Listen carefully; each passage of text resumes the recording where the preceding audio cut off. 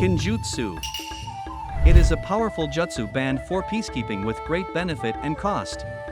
There are several kinjutsu in the world of Naruto. Some of them are risky to use, and some of them require the user to sacrifice his life or the lives of others. In this video, we will introduce 7 such kinjutsu that are particularly powerful and have cheat-level performance. Before we begin, we define the kinjutsu we will introduce in this video as follows. Those mentioned in the original Naruto story and those with a difficulty level of A or higher in the secret technique, Jin no Sho. These two are referred to as the super higher ninjutsu levels, along with kinjutsu. But kinjutsu by definition are techniques that involve risk in exchange for special performance, right? So, in this video, we pick up cheat-level kinjutsu that follow that definition. Rasengan, for example, is not kinjutsu, even though it is very difficult to acquire. Please, let's say it's a special and dangerous jutsu that is invoked with risk. Earth Grudge Fear. The first one I would like to introduce is Earth Grudge Fear. Mr. Kishimoto likes this kind of guesswork, doesn't he? Rather, the Kakuzu techniques that use this Earth Grudge Fear are all named after Gundam mobile suits. Other names include Fire Release, Intelligent Hard Work, Wind Release, Pressure Damage, Lightning Release, False Darkness, and Earth Release, Earth Spear. Oh, he doesn't use Water Release. I digress, but among the techniques used by Kakuzu, the secret technique, Earth Grudge Fear, is considered kinjutsu in Hidden Waterfall Village. Oh, it's that creepy technique that makes those black string-like things swell out from all over your body. Earth Grudge Fear uses that black substance to bind and deform the body. Furthermore, its usability, such as making one's arms hide in the ground, is one of the most versatile of all jutsu. Moreover, it can be used not only on oneself but also on the bodies of others, making it useful for healing. Heiden's neck and Deidara's arm were repaired with this technique. The most dangerous thing about such Earth Grudge Fear is that it can stock up to 5 hearts of other people. Moreover, when you take in those hearts, you can use the properties that the original user had. Therefore, Kakuzu was able to use a variety of jutsu with different properties. Perhaps the heart that was crushed by Kakashi had the property of water. Also, as long as he has a stock of hearts, he cannot die, so if he has 5 hearts, you have to defeat him 5 times. Kakuzu itself was strong, so I remember it was quite difficult to defeat him. If it wasn't for Naruto, no one could have beaten him. Earth Grudge Fear has such cheap performance, but I think the most dangerous part is that it can be used with almost no risk. It is true that other kinjutsu have some kind of risk. Earth Grudge Fear has no mention of risk in the original work, and it is by far the easiest to use among kinjutsu. Fortunately, Kakuzu had a temperamental personality, so I didn't feel threatened by the original work. If someone smarter had used it, it would have been horrible. If the second Hokage-sama had used Earth Grudge Fear, the world would have been turned upside down. He would be a Kekkai Genkai limit collector. Kisho Tensei. Next is Kisho Tensei, used by Grandmother Chio of Hidden Sand Village. This kinjutsu was based on one's own chakra and is a kinjutsu of Hidden Sand Village that gives life to the subject. This involves the risk of putting one's own life in the balance. With this explanation alone, it is just risky resuscitation of the dead, which has little impact among the kinjutsu. The essence of Kisho Tensei lies in something else. Kisho Tensei is not about sharing one's own lifespan. It is a way to restart a person from the point of death. I believe that this is the reason why this is a kinjutsu. For example, suppose a user has only 1 month to live, and the person to be revived has a life expectancy of 20 years. Then, a life with only 1 month to live can save 20 years worth of lives. I see, so the weight of life is equal. And the revived Gaara is also in the world of Boruto, so the theory that he got Grandmother Chio's life expectancy is not possible. It can do some incredibly despicable things depending on how it is used, so it makes sense that Hidden Sand Village treated it as kinjutsu. Izanagi. Next is Izanagi. Izanagi is one of the dojutsu handed down in the Uchiha clan and is considered kinjutsu. This jutsu is a form of genjutsu that is performed on the performer himself, allowing him to connect phantom and reality. The adverse events that happen to him are replaced by dreams and made to have never happened. On the other hand, it is an extremely powerful genjutsu that can make real those things that are to your advantage. It is no exaggeration to say that you can become invincible while the technique is in effect. However, because it is such a powerful technique, it is also characterized by a very high risk. The upper limit of activation time for each eyeball is fixed, and if that time is used up, the Sharingan that is used will lose its light and go blind. That is why Danzo was collecting Sharingan all the time. In addition to blindness, there is another risk. It is that it makes the Izanagi user arrogant and causes the individual to run amok. If there is more than one person using Izanagi, they may fight over the reality that is convenient for them. I can't imagine a struggle for reality at all. It is true that it is a very powerful genjutsu, but its lifetime use is limited, so it is not very cost-effective. Izanami. And then, after Izanagi, next comes Izanami.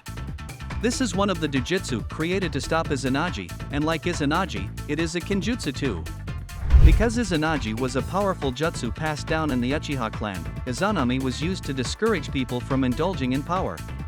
Therefore, even though it is a powerful jutsu, its effects do not appear to anyone except Izanagi's users. But Kabuto was looped endlessly by Izanami, wasn't he?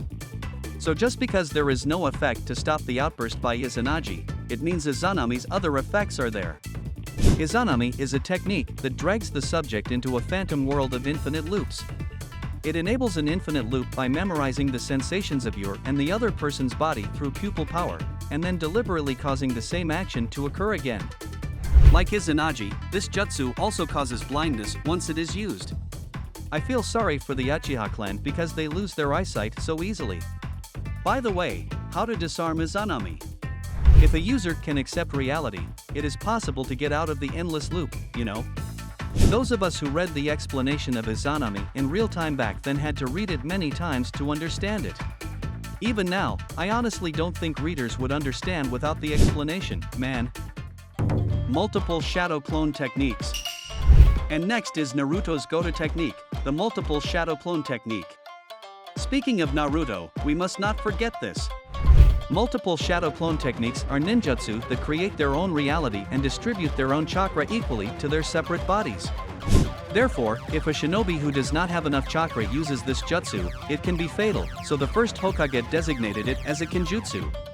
In other words, it is ideal for Naruto, who has an overwhelming amount of chakra. But many people use it in the works, don't they? Hand seals themselves are very simple, and multi-shadow clone jutsu is used by all shinobi of the Jonin class in the village. In combat, you may honestly feel that shadow clone techniques are not that outstanding among kenjutsu because they disperse chakra and are difficult to use. So why did you include it in the ranking? It is because of the cheat training using multiple shadow clone techniques. Since shadow clone technique is the actual entity, solving the alter allows the actual entity to understand what happened in the alter body. In other words, the efficiency of training jumps dramatically with the use of shadow clone technique. So training together with shadow clone technique, it simply means double the experience. Naruto's synonym is Rasengan or this, but personally, I think it is the multiple shadow clone technique. Naruto trained in this way and rapidly became strong enough to fight pain and win. However, if he had trained in this way, Hidden Leaf Village would have disappeared from the map by now. The fact that anyone with the right amount of chakra can practice this kenjutsu is what makes it so dangerous. 8 Gates Released Formation. The next is a valuable kenjutsu in taijutsu. 8 Gates Released Formation. This is the kenjutsu used by Gai Sensei. It is a taijutsu secret technique that improves one's physical abilities by forcibly opening the 8 gates of the body. The more you open the gate, the greater the burden on the body. It is a double-edged sword, inextricably linked to risk. If a user opened the gate to death, a user will surely die, right? That's right. Gai Sensei also almost died, but Naruto saved him and he managed to survive, but he was unable to recover. It was so powerful that it received the greatest praise when used against Madara, wasn't it? If it were not against Madara, the 8 Gates Released Formation would almost certainly take down the opponent. Although it is considered kenjutsu, it is a very difficult taijutsu to master. The only people who have been able to open the gates to 8 Gates Released Formation are Gai and Dai.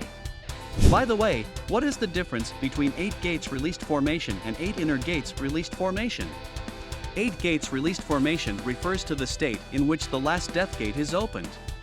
By the way, most of the strong characters in Naruto have good bloodlines. But Guy-sensei is a have-not who has nothing. Therefore, he must have worked very hard to master 8 gates released formation.